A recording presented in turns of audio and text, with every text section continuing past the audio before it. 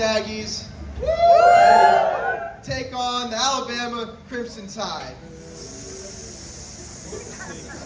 So my question is, what the heck is a Crimson Tide? Is it a wave? Is it that silly elephant that they have walking around? Honestly, it doesn't matter because tomorrow our boys are going to get back on track. I don't know about y'all, but I am having some extreme deja vu right now. There's a lot of similarities going on this year that we saw last year. And I wouldn't have it any other way because we play the best when we're the underdogs. Now, we need to make sure to come out tomorrow because it's going to be just like last year, all right? I promise you that. We have a lot of football left this season. We have all the opportunity to right the ship, the same opportunity that we had last year. So let's make sure to get out there, all right? Now, our Aggies are going to go out there, they're going to beat the hell out of Bama just like last year. Now, let's start it off with a Fight Texas Aggie Yell practice. I forgot, I'm not really all the way back, so I'm going to start off the yells and then we're going to go off kip, so just bear with me. 2, 3. A-G-G-I-E-S. A-G-G-I-E-S.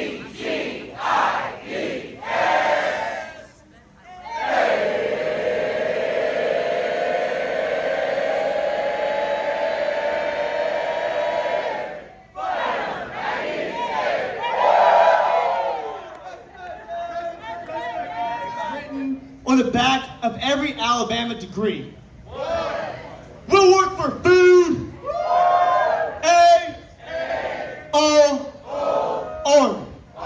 Army.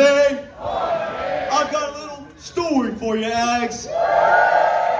Well, one day, there was this useless, hanky-panky, no good Alabama fan, and he was Alabama fan.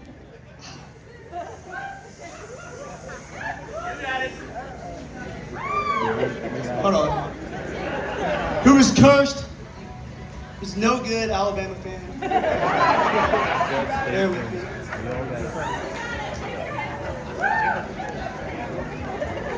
Who was feeling pretty bad because ever since the Fighting Texas Aggies beat the hell out of Alabama, he kept seeing 41 and 38 everywhere he went. So he decided he was going to go see Old Rock, the good egg, who happened to be the greatest fortune teller around. He'd be the greatest fortune teller.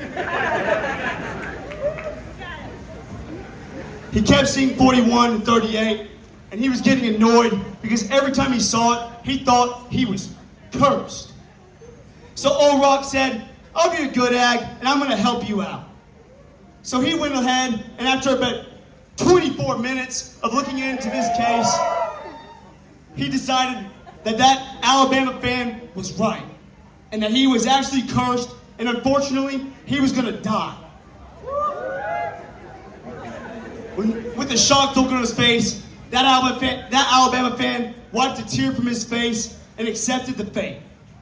He then looked at Old Rock and said, well, since I'm going to die, can you at least tell me when?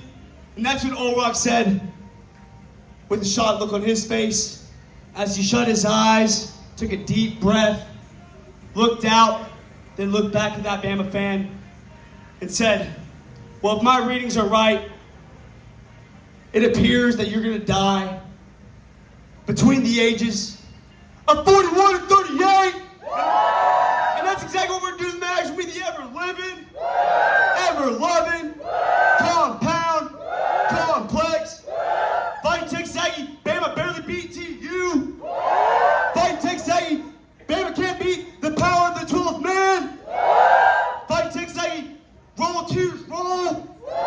We're going to be the Fighting Texas Aggie class of 2024, hell out of Alabama.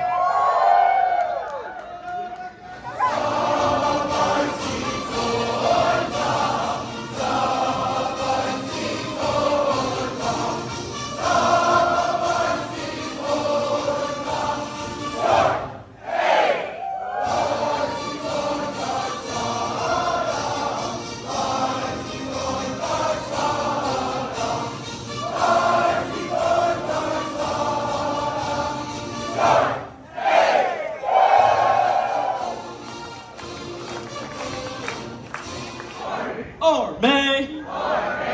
Got a little story for you, Aggs. Well, there was this broke, whiny, pitiful Alabama fan crying on the sidewalk. Well, up came Old Rock, the good egg, and he asked that fan why he was crying. And that Bama fan replied, "I'm just so sad that we got beat down by the Aggies last year." And then just like Nick Saban does, he started making excuses for why they lost. He was going on and on, telling Old Rock how the sun was in the QB's eyes the whole game. Then he told Old Rock how he had this great plan so the Tide would never again lose to the Aggies. That stupid Bama fan told Old Rock, "I'm going to destroy the sun so that we can win tomorrow." Well, Old Rock just laughed and asked him, "How in the world are you going to destroy the sun?"